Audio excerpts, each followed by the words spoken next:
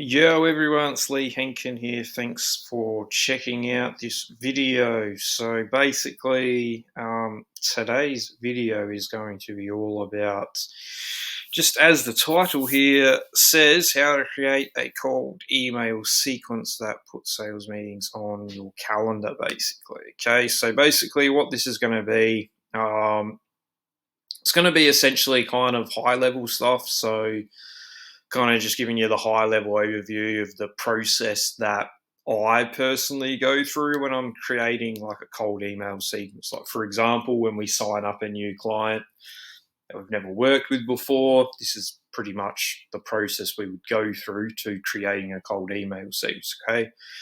So this is how I do it. So I'm just going to give you kind of the high level overview and the steps involved with that, and also just hopefully that'll give you a bit of an insight as well into how kind of I think about creating cold email campaigns and stuff like that. Okay, so essentially, when you're creating a cold email sequence, you're going to be looking at, like, especially if you're starting from scratch, you're going to be looking at essentially three stages. So first one here you can see on the screen is like stage one, your ICP, ideal client profile.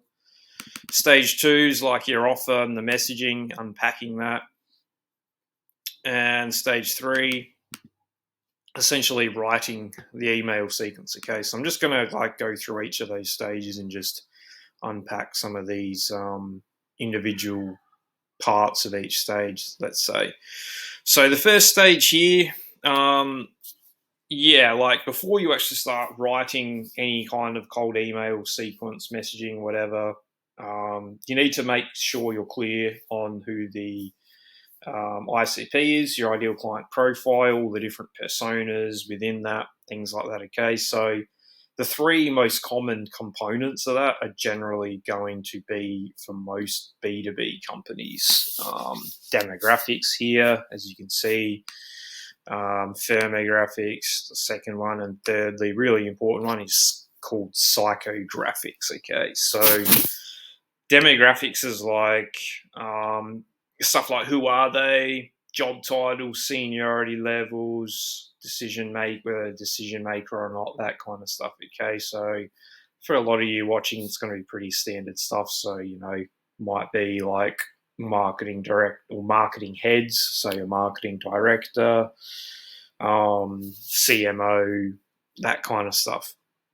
Maybe marketing managers and stuff like that as well. Seniority levels, so maybe you'd be thinking about whether they're like a VP or different things like that. Are they a director? Like, so they're kind of things you want to think about as part of kind of forming your ICP. So that's pretty easy stuff, honestly.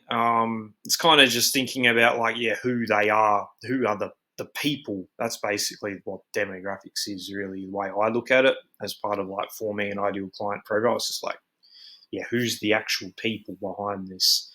Okay, so that's the first kind of part of unpacking that.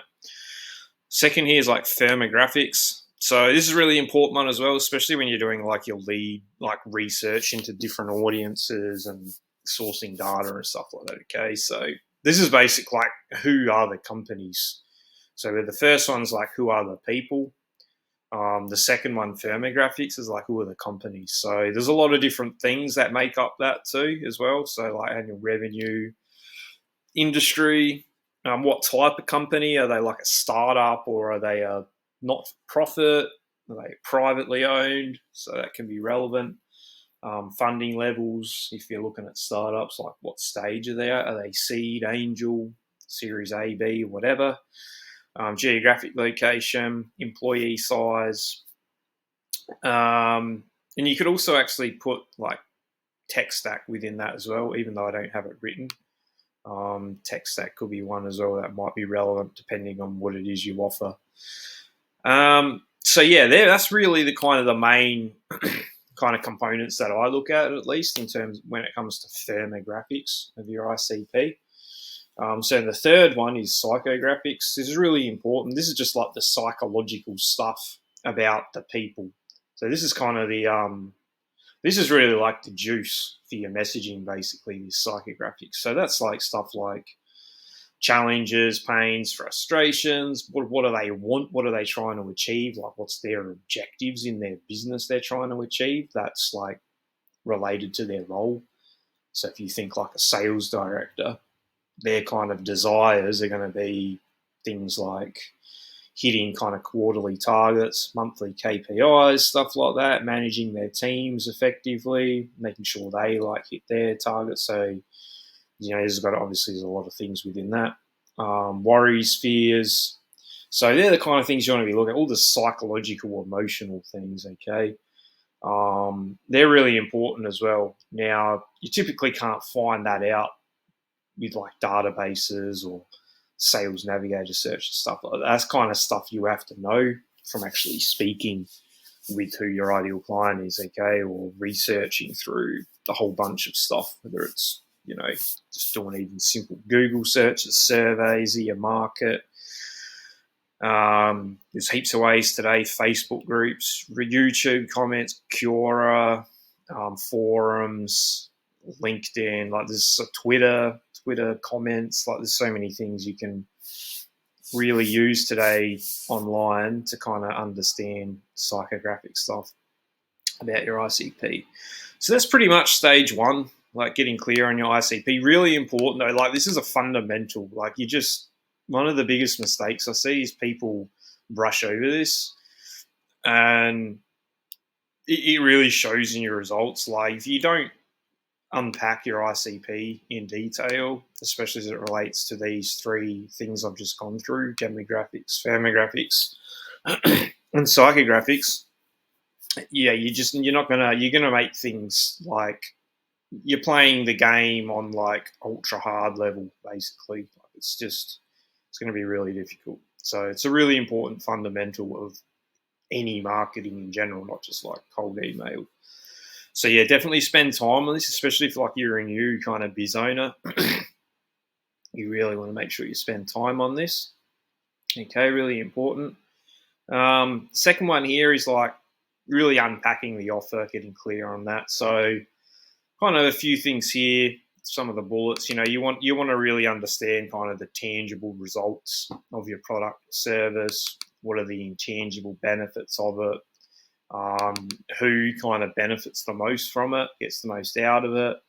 How does it kind of make your ideal client's life better, easier? How does it make their business easier? Is there something within their business that it will make easier for them? How's your product or service different from similar products or services? Really important to try and narrow down on what your competitive kind of edge is, and differentiation, okay, especially if you're working in markets where there's a lot of competition and they've kind of heard the same messages all the time. You really want to make sure you can kind of nail down on your points of difference, basically, so it kind of looks different, essentially, to other kind of messages they've got in the past, okay, and whoever else is sending. So there's a few things you really want to think about, okay, and you really want to write these down onto a doc, or like a Google Sheet. I usually use a Google Sheet these days. Beforehand, I used to just like dump everything onto a Google Doc about like a new client's offer, their product and service. Now I just do it in a spreadsheet. I have a bit more of a methodical way of doing it.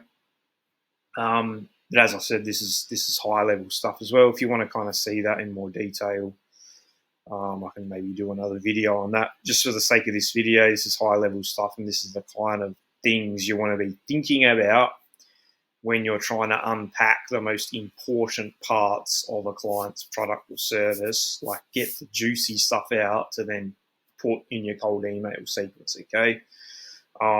So yeah, they're really the main things you want to be thinking about there. And then once you've done those two, like your job of creating the sequence is like a million times easier. There's so many templates, scripts, structures out there. It's not even really about that though. It's about like stage 2 and stage 1. Like if you just skip that or do it kind of half-assed and just go to stage 3, the writing, I can guarantee you it's going to fall flat.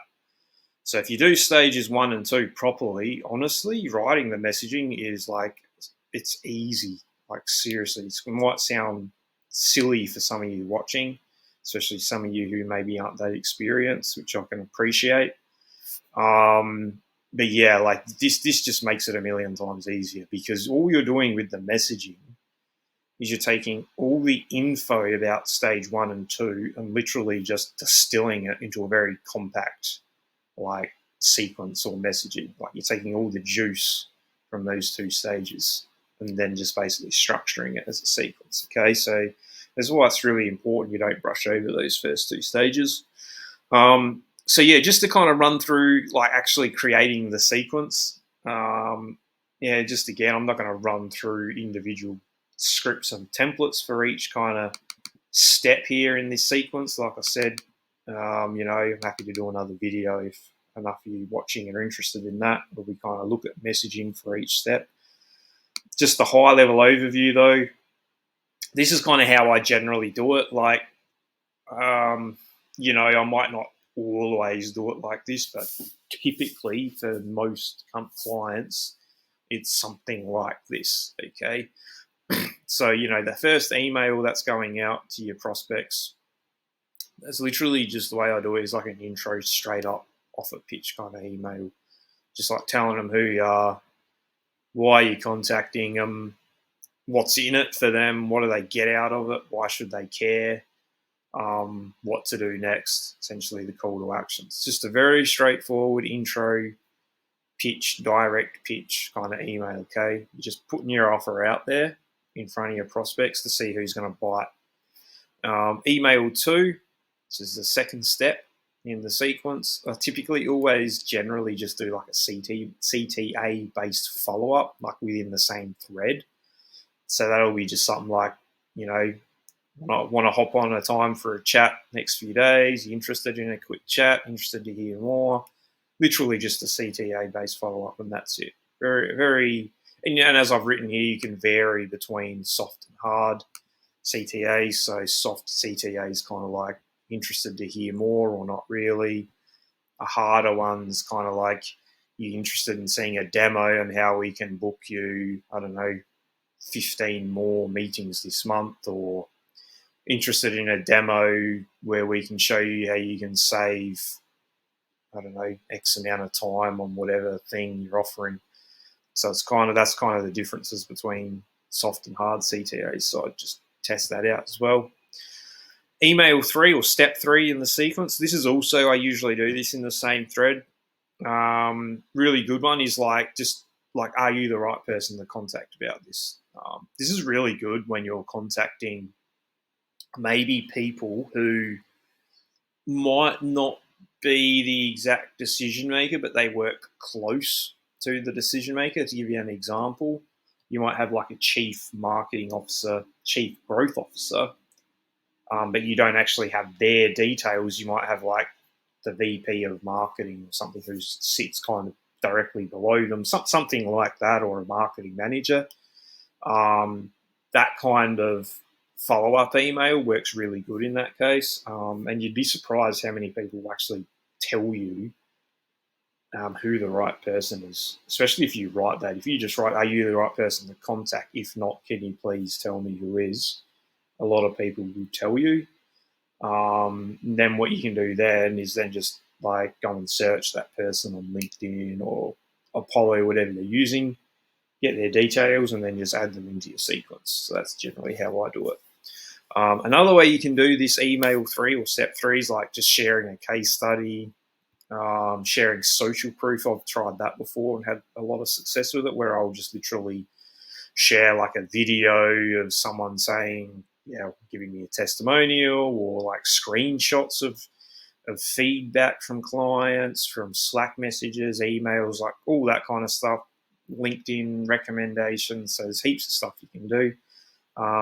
But yeah, that's a good way to do it as well. Okay, so they're generally how I structure and approach kind of the step 3.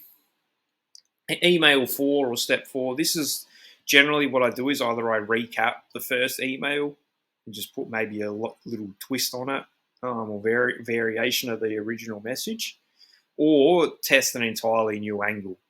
Okay, maybe target a completely different benefit. Maybe in the first email, you targeted the benefit or result of saving X amount of dollars, and then maybe in the fourth one to test the new angle, you might actually have the benefit or result of, like, I don't know, say getting back more time, something like that. Because every offer, every product or service has multiple benefits. And this is kind of what you're doing in stage 2. You're getting clear on all those benefits. So you should have them all written out. And then you can basically test like one of the other ones as a new angle in the fourth email as a new thread. So that's the something you can do. Email 5 here. Now, this is generally what I call like the final or breakup. Usually I do that and then another new thread, okay? And that might be, that's generally just a recap of kind of what it is I already reached out about in most cases. And then something like, I assume you're not interested if you're not going to reply to this one, blah, blah, something along those lines. You can even add a bit of humor into it.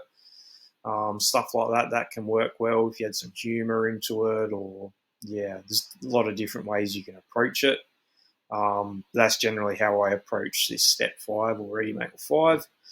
And then email 6 here, what I do lately is either I use a GIF, okay? You can either use personalized or just generic GIFs to test out.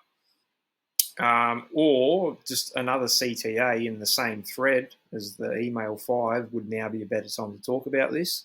You'd be surprised how many people reply when you use this. Now, the way I do this email 6, I set it to send 30 days after the breakup because it's a breakup email. So you're kind of giving them a bit of room, time to stew on it maybe. And then 30 days later, you're hitting them up with another one in the same thread, which is like, could be a stupid GIF or meme, or just simply a CTA would now be a better time to talk about this. Because timing plays a big role in cold email, okay? And I've seen many times where this kind of approach here would now be a better time to talk about this 30 days later or even more. You'd be surprised how many people who never responded to the previous 5 will actually reply, and that just shows that timing plays a big role. So that's pretty much it. That's kind of the overall high-level structure of how I create a brand new cold email sequence, okay? So yeah, as I mentioned, 3 stages we go through. First one's getting clear on your ICP. Second one's getting clear on like the results and benefits of your offer and what it does for them, for the ideal client. And then it's like basically mapping out, writing and creating the sequence. So yeah, as I mentioned, the first 2, really important. You do the first 2 properly. Stage 3 is honestly not difficult to do. You can really do that so fast. Like I write cold email sequences today very quickly. It's not necessarily because I'm just like so amazing at cold email, or admittedly, I do think I'm pretty good at cold email. But the main reason I do it so quick is just because I spend time on stage 1 and 2, and that gives you all the juice you need for your messaging. Like literally, it's just so much easier if you spend a lot of time getting clear on those 2 when it comes to writing your messaging. So that's pretty much it. That's about it for this video. So hopefully you've got some value out of it. I know this was a very high level kind of video, and I didn't cover kind of specific scripts and templates and stuff like that. But the purpose of this video was to give you the high level overview and kind of show you a bit of the thinking process I go through for a brand new cold email campaign or sequence or whatever. So hopefully that gives you some insight and helps you with that. And that's about it. So I'd love to hear your thoughts. Drop a comment. Otherwise, thanks for watching, and I'll see you on the next video.